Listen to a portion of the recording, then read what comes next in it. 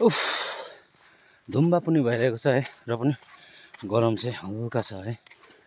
किनभने चाहिँ हुन्छ दिन चाहिँ अलिकति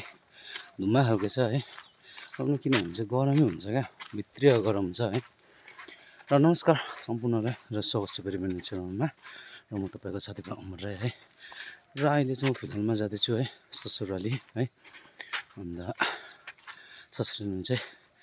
आमा पनि बिसन्चो छ अरे नि त अनि बाबा पनि बिसन्चो छ अन्त त्यही कारणले त एउटा है ज्वाइँ भएको नाताले गर्दा त सोध्नु पर्यो है बिचरा के छ कसो छ होइन विचारहरू पनि वृद्ध अवस्थाको छ नि त है अनि त्यही कारणले गर्दाखेरि चाहिँ अब एउटा फर्स भन्छ है सोध्नुको लागि चाहिँ के कसो हो के भइरहेको छ भनेर र मैले फोनमा त बात मारेँ है कस्तो हुनुहुन्छ भनेर अनि अहिले त ठिकै छु ज्वाइँ भनेर भन्नुभयो र मलाई चाहिँ मेरो मनले मानेन नि त है अनि त्यही कारणले गर्दाखेरि चाहिँ म चाहिँ होइन जानुपर्छ भनेर चाहिँ अनि त्यो कारणले गर्दाखेरि चाहिँ मैले आमा बाबालाई चाहिँ है अर्ग्यानिक सब्जी निङ्गुरे पनि लगिदिएको छु मैले है खोजेर अघि मैले खोजिदिएको छु है पानी पनि आयो खोज्दा खोज्दा खोज्दा पानी पनि आयो बिचरा अनि त्यो भएर चाहिँ म जाँदैछु सब्जी पनि लगिदिएर अनि सोध्नु पनि है के कसो छ भनेर अहिलेको चाहिँ फिलहालमा ज्वरोहरू चाहिँ डरलाग्दो छ नि त हो अन्त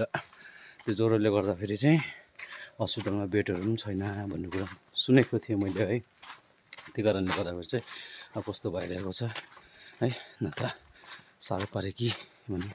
र बोल्नु त बोल्दै थियो अघि मलाई त भन्दै थियो अलिक ठिक त भए ज्वाइँ त भन्नु हुँदै थियो मलाई र पनि यसो मनले मानेन है अब छोरीको मनले पनि मानेन नि त अन्त जाउँ एकपल्ट हेरिकन हौ के कसो छ भनेर चाहिँ त्यही कारणले चाहिँ म हेर्नु गएको बाबा र आमालाई है र पानी पर्दै थियो छाता पनि लिएको थियो है र सब पानी रोक्यो त्यही कारणले गर्दा छाता पनि मिबाएँ उफ उकालो हिँड्नु चाहिँ गाह्रो नै पर्छ लास्टै है त्यही कारणले गर्दाखेरि चाहिँ